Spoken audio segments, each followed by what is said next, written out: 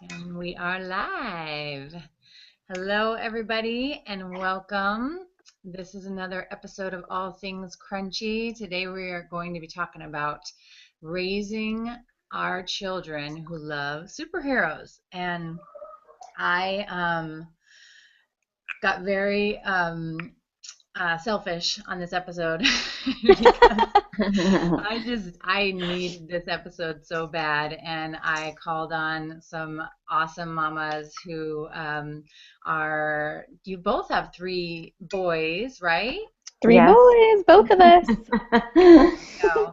So I would like to introduce my awesome mamas that are going to help me out, and I know they're going to help you out today.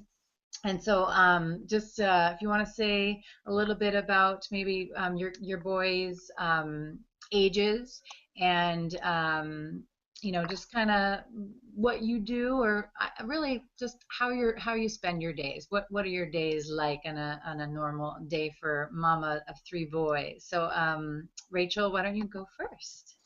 Okay, I am Rachel Rainbolt. I am the mama behind Sage Parenting, and I have three boys. They are 9, 6, and 3 right now, and we spend our days adventuring out in the world. Adventuring is really the best word I can think to describe it. We homeschool, and most of that is accomplished out in the world, playing and making merry and being superheroes all over everywhere. So yeah, just lots of fun, lots of learning. That's our deal. Awesome. And you just keep that going with all of your website and your Facebook page and your books. I mean, there's like so many different ways that parents like me, and I know Melissa, have been able to encounter your knowledge and help. So thank you for that. Of course. So, Melissa, let's chat with you for just a moment. Tell us about your boys and how you spend your days. I know, it's kind of funny. I have three boys also. My boys' ages are 6, 8 days, and he'll be 5. And I'm just putting that there because we're counting down. And 15 months. And if you see me rocking, it's just because I'm nursing him right now. It's bedtime. But like Rachel, I feel that we kind of try to take life like an adventure. And I mean, today we had a fantastic day at the zoo, and then just up until I jumped on the show, we were riding around and being crazy in the front yard. So it was wonderful. Yay! Awesome, very cool.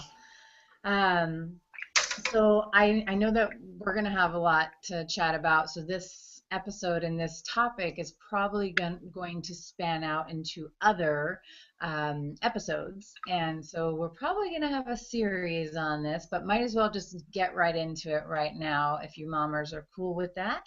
Absolutely. Yes. Awesome. So let's just start with the first topic, I guess, of this whole episode. So with our kids and their superheroes, and just the love that they have of them, I know we want to embrace that, but we also want, there's some things some challenges that I'm finding to deal with their love of superheroes, and I'm hoping you both can help me out with. One of the challenges is that, superheroes, their main job usually is to save somebody, to help the earth, to do certain things, and mostly it involves fighting. Yeah, violence. There's a villain and there's a superhero usually, and I know Wes said to me today, "Mommy, I be violent." I was like, okay, I'm ready. And that's your 3-year-old, right? Yes, that's Awesome. my 3-year-old. I was sitting on the couch and he was like looking ready to play. Mommy, I be violent. Okay, I'm ready for it. Go. Such a cute way to say it too. I love that. then Rachel, why don't you go first? I mean, how do you, I mean, for me, what I've done is we've said you have to pretend, fight. You can't really hit us. I don't know if that's the way to go. But I don't want him to hit his friends. I don't want him to hit us. So tell me maybe what you have turned that into, because we're going to talk about your article definitely that is amazing and actually, Thank you. oh yeah, totally helpful. And just for anyone watching live or anyone watching after, I'll put up the article website, sageparenting.com, and you can do /superhero, and you will be able to read the article. And so please help me know what to do. Well, the first step in that article addresses that perfectly, because the first step is consent. And that's sort of what Wes was doing when he saw me laying on the couch and getting the urge to play really physically and wanted to be a hero and wanted to defeat me. Even at 3, he can ask, he can get my consent first. So he looks at me and I can see him like twitching and like jumping around like ninja style. And he says, "Mommy, I be violent," with like this mischievous smirk, ready to play. And sometimes I say, "Oh, mommy can't play rough right now because of X, Y, or Z." And then he goes and asks a brother, or a daddy, or a dog. But most of the time the answer is yes. For me, I think that it's okay to make contact, even if it's Okay.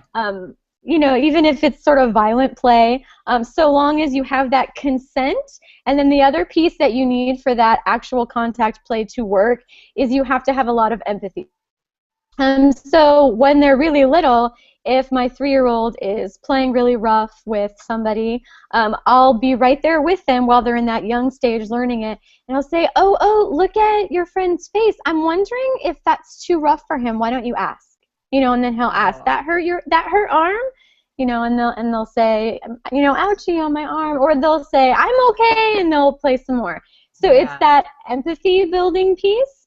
And the checking in ties into the consent. So if you have those two pieces, then you can play with contact and you can be physical. And since I do Krav Maga, it would be kind of hypocritical for me to be like, no, it's, touching in that way is bad, because I kind of enjoy it. So Right? But I get consent from my partners before I do, and I'm always checking in with them, and they're always checking in with me. If somebody starts limping on their leg, I'll be like, "Oh, did you get hurt? Are you okay?" And it's the same thing that we would want our kids to do. Yep. Okay. Right. We do that also. We do a lot of checking in and paying attention to nonverbal cues. So like Rachel said, people's faces, or if suddenly the face is down and there's some tears or crying, then we make sure that we're checking in with one another. And really, like Rachel said, it's like mostly me modeling right now, mostly me helping them connect to that piece. I mean, I think my 6-year-old's getting it. My 5-year-old's starting to, but they often want to make Milo the not nice, and they think it's really funny, and Milo doesn't seem to care because he just kind of goes running after them. So we're paying attention to how Milo is feeling about the whole thing. Yeah. I bet then for you mamas, like, since you've done this for a while, then when you say, oh, that's too hard, then the hitting might get less, or it might stop. It's a constant dance, just like when you are literally dancing. I mean, it's a constant back and forth your partner, and that's a great skill set that you can take out and extend to all these other areas of life too, in trying to be a successful person out in the world with other people. The physical play can be a great sandbox for them to learn all of those skills. So it's like constant minor adjustments. And my 9-year-old can completely manage that on his own, and he's very protective of others. So when other kids are playing, if someone else maybe not so good at it, he always tries to keep an eye, older brother, he always tries to keep an eye on the other kids, especially the younger ones. Yeah. My 6-year-old is right at the level now where he can completely play on his own and do it on his own and manage all of those cues and all of that. And my 3-year-old has been learning that for a long time. I've had to be really involved because he's a really like active kid. And he's just now starting to do it on his own. So now when he plays with other kids, I won't have to have my hands out like this, you know what I mean, to sort of be ready to catch an arm that's a little too energetic, or like he used to love to give people high fives very enthusiastically, but all over them. Like he'd be like, high five, whack, you know, not. So now, thankfully, he's beyond that, and I can sit near him when he's playing really physically. So I no longer have to have my hands involved in the play. I can sort of sit back, and then he'll usually, if he notices that something is up, he'll look at me and check in with me, and I'll help him check in with the kids. So I'm still sort of involved, but I'm much more of a backseat role than I used to be. Okay. Yeah, because I mean, I think one of the things for us that we're encountering, we're going to have to start, you know, with doing the consent, because one of the things too is Jason will just like come at us like he's in superhero mode, and then, you know, it'll take us back, of course. And so that's a perfect example of where we can say, oh, you know, I wasn't ready, you didn't ask me, so you need to, you know, ask me and make sure that I'm okay to play. And I don't mind, you know, doing the hitting. It's just that he's really strong and he hits kind of hard. Yeah, and it's okay to have an authentic like experience of that and to share that with him. And so as far as the consent goes, we call it an invitation in our house. There's not like a right or wrong way, but our language around it when I'm teaching that is that you have to invite a friend to play. Because then they have the space to accept or decline, but you always invite, which seems a lot more positive than like even you have to ask them permission feels like kind of not very fun. So whereas like an invitation is exciting, you know, it's like a warm extension of your friendship, and so that feels a little warmer. And then also it's okay, totally okay. Parents a lot of times tend to try to, I don't know, over filter their authentic experiences in their relationships with their kids, if that makes sense. So if my kid does something and it hurts, I might say, oh, you know, that one hurt, you know, look, mommy's rib right here, see this bony part, you feel it. If your foot hits right there, it really hurts, you know. Where's a different spot where there's more cushion, you know, where it won't hurt. And so it's okay to like have an authentic reaction to something, and then they can learn from that, and you guys can find a way to move forward together, especially if you're asking a lot of questions like, where could you land that kick where it wouldn't hurt me? And so we can continue to play, because if I'm hurt, then I can't keep playing, and that's no fun. Gotcha. It's so funny because, I mean, I think my boys definitely play physically, but right now, I don't know, they're just really into the moves. Like, it's almost like a gymnastic dance right now. Like, when they're being superheroes, it's almost as if they're, like, foraging on together, and then they're, like, doing these, like, cool moves, like, choreography. So I would say that the physicality does happen, and we do check in, but it seems that right now my two bigger boys are like the duo who are like going out to get the non-ice, and they're just like showing their awesome moves and kind of waving sticks or lightsabers or whatever else their tool is in the air. It's not, although they were kind of dueling yesterday back and forth like it was a lightsaber, I think, but again, mine are still more in the choreography, I guess, of being the superhero. Like, that's part of the whole costuming thing. So yes, and as I have found that there's really, when they're younger, there's more contact actually than when they get older. So like my 3-year-old actually lands hits, I mean, very cautiously. He doesn't go full force, but when he does his choreography, he actually makes contact. Whereas if my 9- and 6-year-old are playing together, they don't actually punch and kick each other. It's more of the acting out, like they're acting. Sometimes they'll even put like shirts in their clothes, like, and be like, "Oh, you can really hit my chest," you know, like. So even they, you know, because they're bigger now, so they're stronger, and so there's more caution, I think, than when they're younger, and they do tend to make more contact. Yeah. Awesome. Okay, cool. Good tips, things that I'm going to use. Hopefully, you out there in the viewing land can use these as well. And I mean, gosh, everybody's got to refer to your article there, Rachel. So we'll definitely put it up again. And I think I'll put it up right now because I would like to. One of the points that you hit on, and I've been using a lot of lately, I don't know why I just skipped right over the consent thing. I just totally, but I went right to the switching roles, and partly because I really can't stand, like you, also too, the whole gender um, inequality is what I'm calling it right Mm-hmm. now. Because you know, the preschool that we're at is it's not really any specific way, not Montessori, not Waldorfy. So there's lots of toys that they have that are very gender specific, and I've been trying to, you know, just implant in Jay that it's okay if we, you know, play with things that are supposed to be for a Yeah. girl, like, you know, we can Break still out have of the gender fun. binary. Oh my gosh, seriously. It's crazy because he's so young, and it's just, it's like, you know, it just doesn't matter that the toys, the people, every, Yeah. you know, out of the parks, it's just there. So, um, but one of the things that I focused on your in your article was the switching roles, and so, you know, trying to get him to me to be the good guy because I'm always the bad guy, Mm-hmm. him to be the bad guy, maybe the good guy, or just I try to play like the guy, and I try to say, hey, do you want to be Mm-hmm. the Spider Woman? And he looks at the beginning like, what? And I'm like, well, we're pretending, right? So, you know, I can pretend to be a boy, you can pretend to be a girl. So, but I want the this part of the article I really love, and I would love for you to just tell us some more, Rachel, and maybe you know, if you can give us some examples, if you don't mind, of how this can be done. You know, obviously besides some of the ones that I just gave, but You any mean of I your can't cheat own. off of you?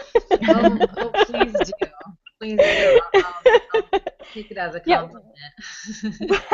One of the greatest things about the like superhero pretend play is that it gives you the chance to get behind someone else's eyes and experience a life just as, for even for a brief moment from somebody with completely different strengths and weaknesses and backgrounds and perspectives and motivations and outcomes and all of that. So it's a huge gift really to be able to give that to your kids. And so if you're always only allowing them this one prescribed, really limiting what they have access to in terms of exercising. So you want to have all of the options available to all of your kids regardless of what genitalia they have.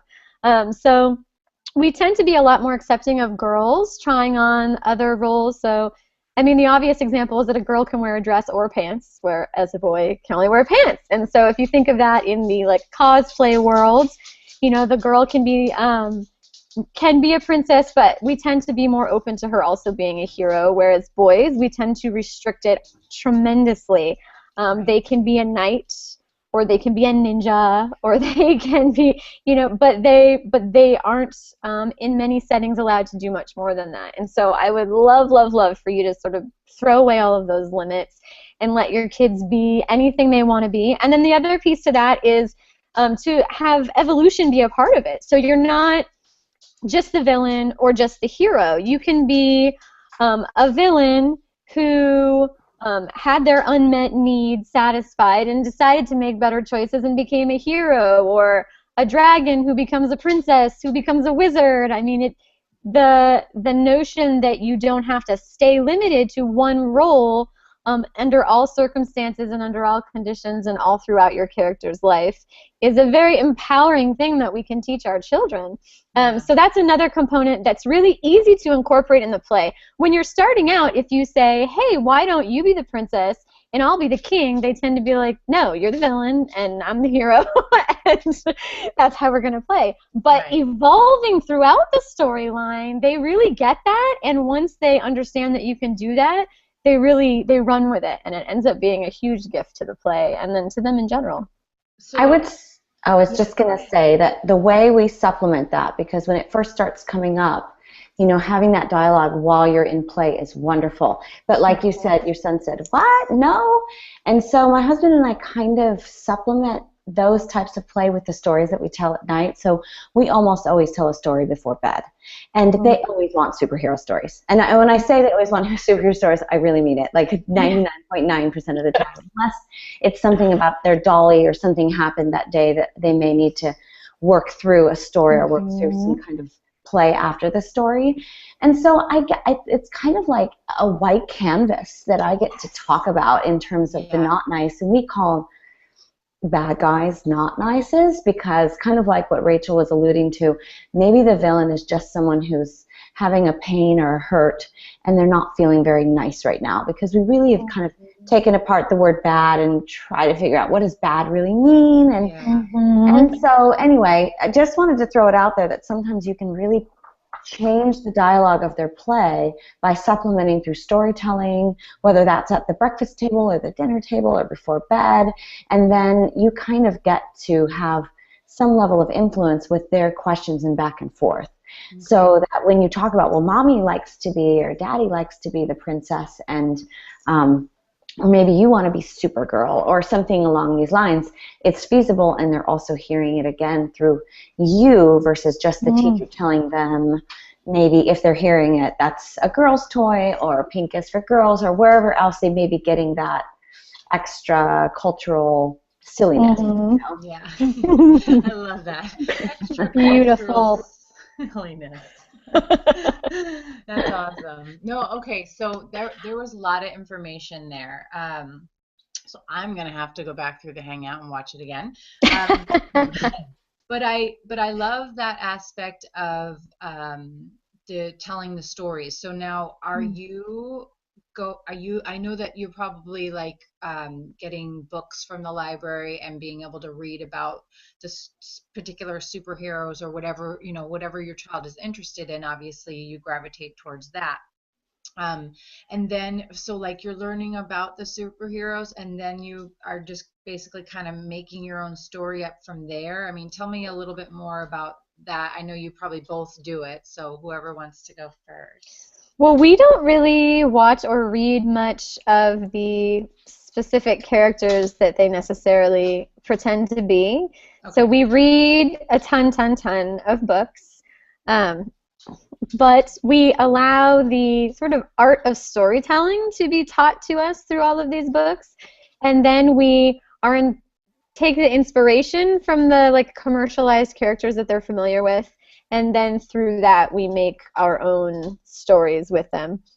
Okay. Because I find that the stories around the specific characters they may be interested at that moment might be very limiting, might not be appropriate, might not be like a good influence on them, might be too scary for them, might be hard for them to watch. For example, in a lot of the stories there's no consequences for the violence, whereas like in our play, you know, if you go up to your friend and you punch them in the face, they don't just laugh and everything's fine. Like we play out like, you know, if say you do destroy the villain, like, oh look, here come the villain's parents. You know, how are they feel? Like there's more that happens after that. So I don't, like, my kids have never seen like all the Marvel movies or anything like that. So we just try to learn from books and movies, like sort of the art of storytelling, but then we use the characters they like to have them make their own stories. Awesome. Okay. We're really similar. Actually, it's funny. This is how it started with the making up of. Someone had bought us, or I can't even remember how it started, like almost like a child's book of Superman's life, you know? And literally, if you know the story of Superman, I mean, his parents only have a spaceship big enough to send him or one person off the planet. So, you know, you start reading the story and you realize Superman's been projected off the planet and parents are still there and they die. So it's like, oh my God. And the book was like, you know, I mean, it's kind of like watching any kind of Disney movie or cartoons as an adult. You kind of know what happens, but if you're the child, maybe you do, maybe you don't. And so I realized then and there that it was going to be changing the story a little bit. Yeah. So we tell the story. So I look sometimes on Wikipedia and I try to find out what superpowers, and then I play from there. Only because sometimes I need the creativity, because sometimes I'm just tapped out at the end of the night when it's storytelling time, and I'm like, okay, who's this guy? But so often now we've been having such fun with storytelling that they're making up their own. So like Rachel said, it's like really a lot of the superheroes are rather boring, and their characters are limiting, and they only have utilize certain powers, or their weaknesses seem to befall them. And I just find there's so much more. There's so much more out there, and I play off their ideas, my boys' ideas as well. Like they'll come up with something really cool that they think the superhero should have, and I was like, actually, they do have that, and let me, it's like I kind of cheat off their little ideas. They just plant seeds in my brain, and I just take them, and then we play off one another. So one of our favorite car activities are circle stories, where one of us will start the story, and then we go around from person to person, and you have to keep adding to the story. I love that. So there are lots of different ways, like to just like she was saying, to work in that creativity and all those ideas that help your kid to be their best selves, which they learn through play, like feelings are temporary, and you should be empowered to make your own choices. You're not limited by other people's expectations, which you do see a lot of in all of these stories that are already written with these characters. Yeah, definitely. Oh my gosh. Okay, awesome. And I will say too that my dad was a comic book guy, and Superman was his gig, and so he would get his soda pop and his comic book as a kid, and he would tell us these stories with a lot of love and appreciation and nostalgia. And so I've kind of always been someone who's watched the movies with my dad in mind, and comic book characters, and I've attended Comic-Con. But if anyone's ever attended Comic-Con, wow, it's like Halloween on steroids.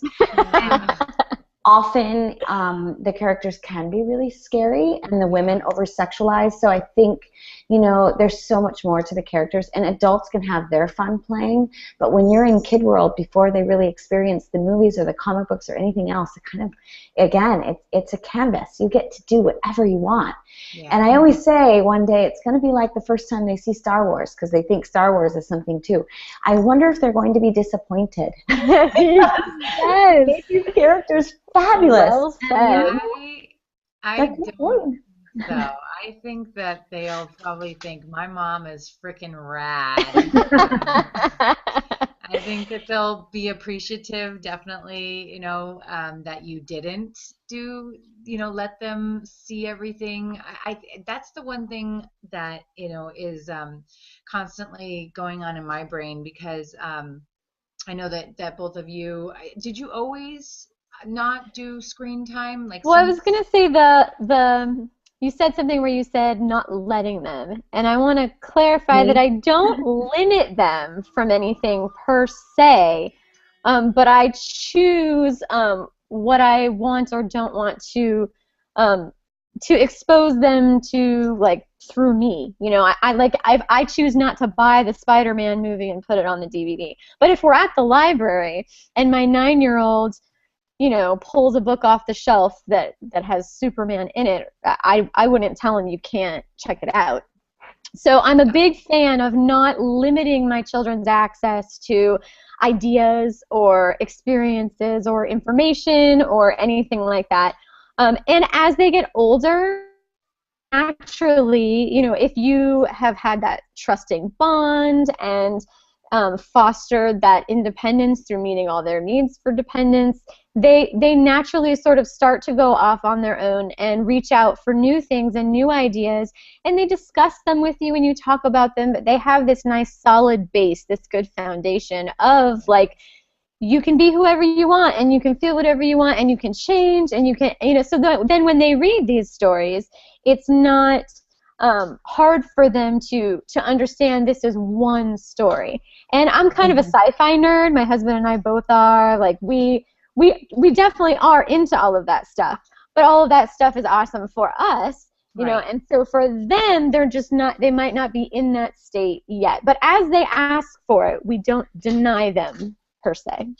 And I'm just probably not there yet. I think my oldest Yeah. being 6 and a young 6, Yeah. because he's in kindergarten, he has a late birthday. And I think also you have to, as a parent, decide how are they feeling when you start to introduce maybe some scary concepts or some stories, and you really get a feel for where they're at. Whereas I feel like my 6-year-old is, some of the themes, I think some of the superheroes storylines is a little scary. And so I'm really basing what we introduce off his level, his comfort level. And then we navigate the scary stuff together.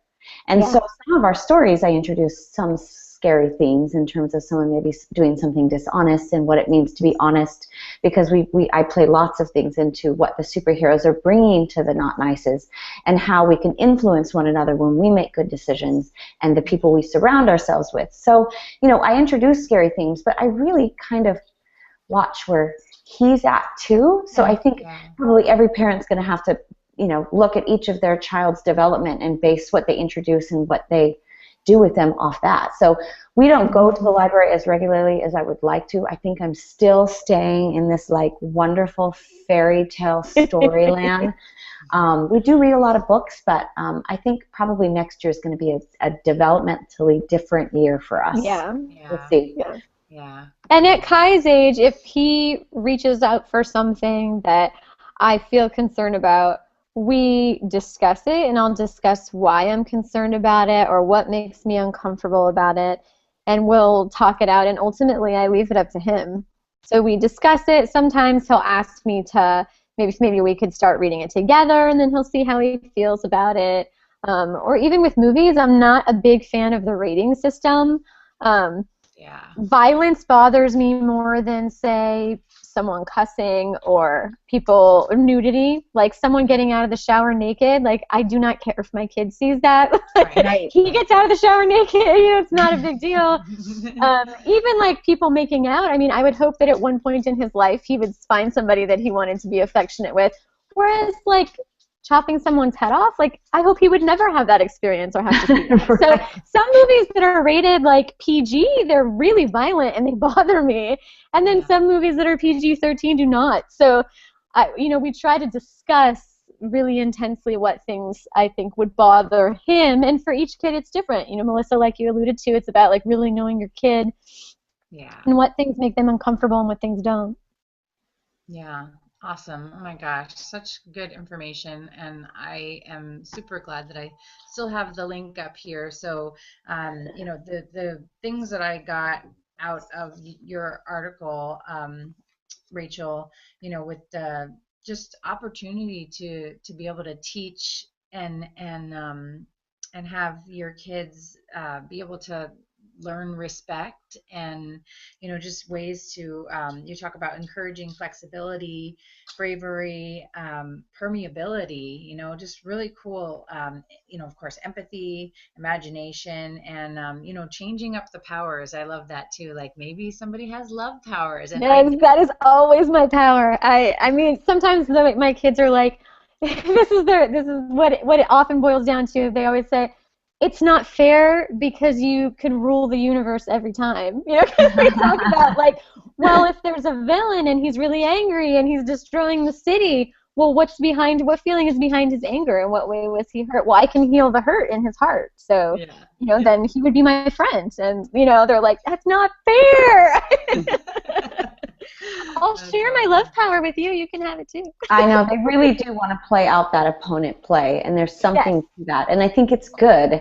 And I think navigating through it with your kids is important, but I'm with you. I'm almost always go back to the love as well. And literally at the end of every story, and they always are like, are they going to put him in jail? And I'm like, what does jail really do if you can't sit and talk with your friends about what hurt and what didn't hurt and how that made you feel?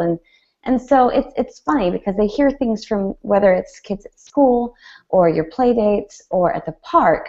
You know, we didn't introduce the concept of jail. Someone shared that with Benjamin at school, and so that's a new thing. I don't know if that happens on the playground at school, but it's like a new thing that keeps coming up. We're going to put him in jail. Like, Okay, well, what does that look like? Let's talk about that too. Yes, and those are great questions to post them to. You don't always have to have the answers. So say somebody is going around hurting people, and then you capture them, now what? Like, I feel like we have that conversation a lot when we have our adventurous superhero play. Now what?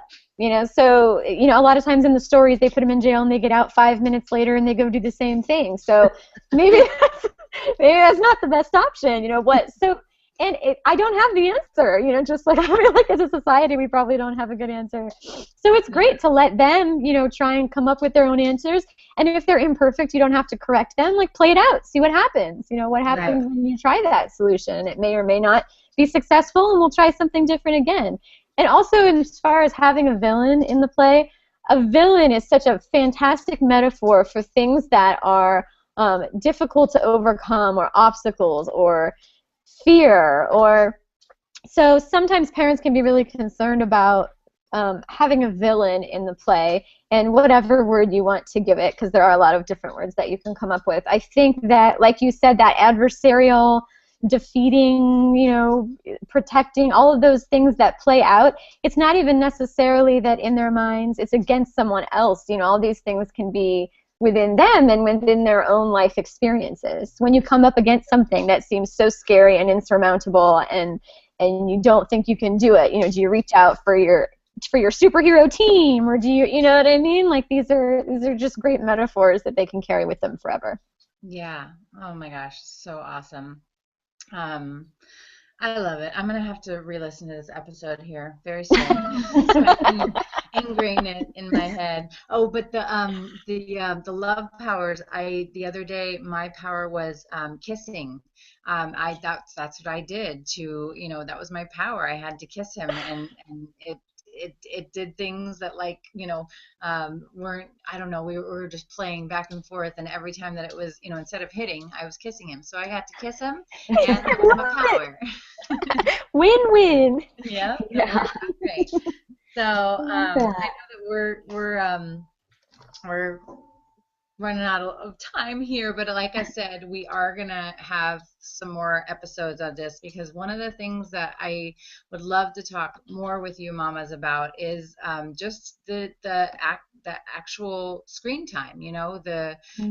How do you, like, for somebody like me who I just never really knew until I knew, and it was too late, that I should probably limit the screen time. And so maybe we can get together at the next hangout and kind of talk about, like, we can get into a little bit more about the things that you do besides the screen to nourish this love that our children have of the superheroes. And then maybe for somebody like me who has a child that watches TV every now and then my husband's like super excited because he's watching and into the superheroes that he was in when he was little. So Totally.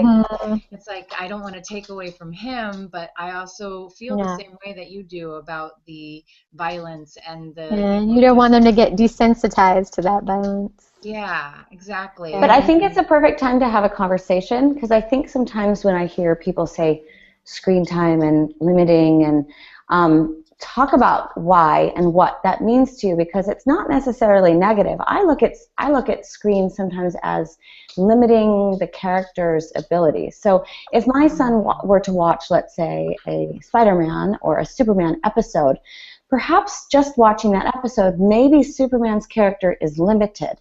So I'm not looking at screen time like such a bad thing. I'm looking at it as, if he were to use more of his imagination, perhaps Superman wouldn't fly with the left arm up and the cape waving in the back. I mean, maybe his cape would be all over the place, and his boots would be pink sometimes. And I think the only issue I really have with screen time, so that there's no misconception that I think it's bad, is really limitation of their fertile minds that just have such great ideas. But there's no harm, because sometimes that screen time can provoke fabulous conversations. What did you think about that when Spider-Man grabbed that, whatever, the villain or the not nice, and put him over there and gave him a talking to? What did you think about that? And I think it can also provoke great conversations. So there's no really bad way to look at it. If you're having conversations with your children, I think that's the key. versus one way of doing superheroes over another. Yeah, it's like watching the movie after you read the book. Like you read imagination running wild and you like picture them and you hear their voice, you know, and then when my kids, anyway, our rule in our house is that we read the book first and then you can watch the movie after we read the book. So every time we watch a movie that for a book that we've read, my kids' reactions are always like, oh, I thought he was going to be taller, or he was so much faster in my mind, and they're like almost always like a little bit peeved or disappointed to a certain degree, right? Well, yes. I love how you were talking about too, you know, just consequences, like they blow up something and it's like, you know, yes. I mean, just that. Like, what about the people that lived in that apartment building that you just, you just accidentally like crushed when you ran into it? Yeah. Right? Exactly. Totally. I do think that screen time does get a bad rap, and it is definitely not all bad. We do have a lot of screens in our house, and we do use them. And you know, my husband sometimes works from home and works on screens, and I write on a screen. And iPad is a great tool for homeschooling, so I think they can be used really, really well. But like, you know, Melissa alluded to, giving them that time first to let their imaginations like grow and let all of those parts of their brains get strong and exercised, you know, and then you can start, as they reach for it, you start introducing more of those things.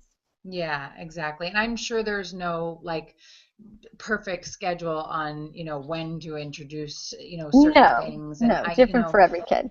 Exactly. And there's really not. I mean, sometimes they have questions about the costumes. They literally want to know what the costumes look like. And so I'll look on Wikipedia and pull up a costume. But then I'll put it back on them. Okay, it looks like this particular superhero wears gold boots with green stripe up the center. But, you know, that's just this day. I mean, maybe that's Monday. So what do you think the superhero wears on Tuesday? And that one artist, like that one artist. So especially in the superhero world, they get different artists that will render the characters completely differently. Like now Thor's a woman. So my kids were really excited when that article came out talking about that, and they were like, it and how she looks and what's awesome about it, what they would have done differently, and you know, all that happens through a screen. Yeah. Awesome. Well, thank you for that. I think that there's you know, for me some negative aspects of the screen, but also too I really can tell my son, like, you know, we're going to do a craft or we're going to go outside. Those are our choices right now. And then, you know, thankfully he doesn't freak out, you know, and we do use it as a downtime, and we're always with him too, like, because I could never really like put him in front of the TV and then, you know, I may be doing digital something. babysitter.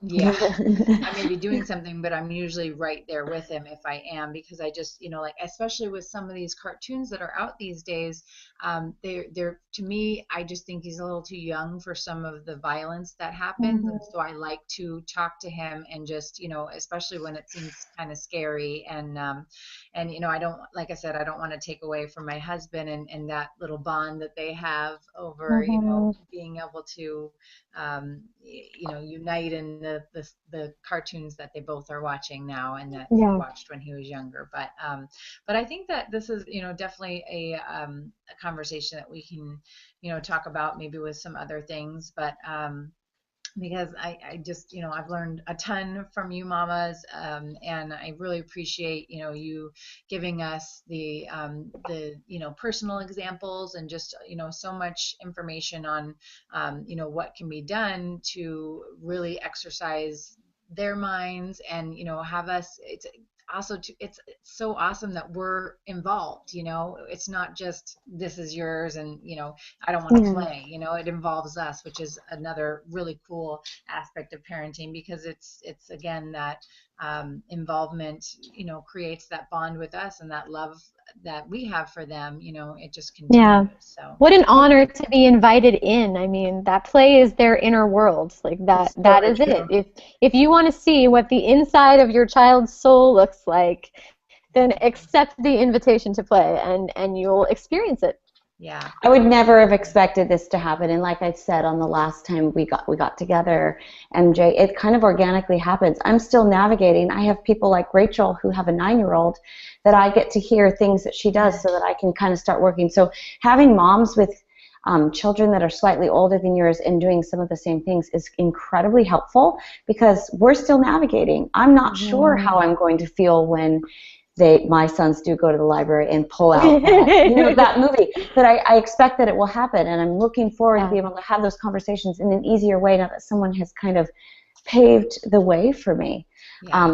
Because when they are into superheroes, it's bound to happen. I mean, it is a big part of our play. I never thought that I would feel the tie to some of these comic book characters, but I'm amazed at how interested I am in them now because my sons have brought them to life in our house. It's kind of cool. Yeah, I definitely, whenever I start to pretend play with Jay, and I'll kind of sometimes do it out of the I'll start it, and he'll just light up, just like, oh, we're doing this. I'm so excited. So, but I will, next time I'll ask for consent. Okay, good. An invitation. An invitation. Yeah. Yes. Invitation. An invitation. Practice with lots of things. You'll find that it starts to weave its way in the vernacular of all things in your household, and then suddenly they're really learning not just boundaries of others, but their own, and how to say no, thank you. And I find that incredible because I'm not always going to be there with them. And if this is something we practice at, not just in our superhero play, but in everything we do, dang, I feel good when they're out on the playground and I see them across the way and they're navigating just fine, Yeah. And you teach consent by asking for consent from your kids. So I mean, my kids have learned consent because I have honored that for them. Even as early as when they're babies and changing their diaper. Like, are you ready to get a clean diaper? Oh, it looks like you want to play for a couple more minutes. Okay, let's play a little more, and then we'll get a clean diaper. Whatever it is from day one, if you have that consent mindset that you own your body, and I'm going to extend an invitation to do something, and you are genuinely free to decline it or accept it, that's how your children will then treat you, and they will then treat others that way as well. Yes, I love that. I mean, that's I think just as we're pretty like-minded in that sense of just we're modeling, and they're watching. Yes. So, it's inevitable that whatever we do, good or not so good, then they can pick up on that. So yeah, let's try and give them a way to navigate, because like you said, they'll be on the playground, and it is fun to watch them say the things that we've said and treat their friends kindly and gently, and it just makes you feel like a good parent when that happens, definitely. So all right, mamas, well, I'm gonna end this, and I hope that you all have had a fun time hanging out, and you'll come back again. Yes. Yes. Awesome. I love it. And yeah, we'll kind of figure out what we're gonna chat about, on this topic on the next hangout. And definitely you out there that are watching, either now or later, let us know what other things we can help you out with. You can always email me allthingscrunchy@gmail.com, or you can email through Mama Tribe at mamatribenetwork@gmail.com, or just put a comment on any of the videos wherever you find it, and we'll try and make it happen, and talk about things that might help you guys out there. So all right, mamas, I hope you have an awesome night, and if you want to stick around after I hit this. Thank you. Yeah, thank you for coming on, and I know it's pretty much almost bedtime for everybody, so I hope you have a good rest of your night. Thank you for having me. Yeah. Thank you so much. Thank you guys very much. I really appreciate it. And I'm going to hit the stop broadcast, but if you want to hang on, and then we'll say goodbye. Okay. Okay. Bye, guys.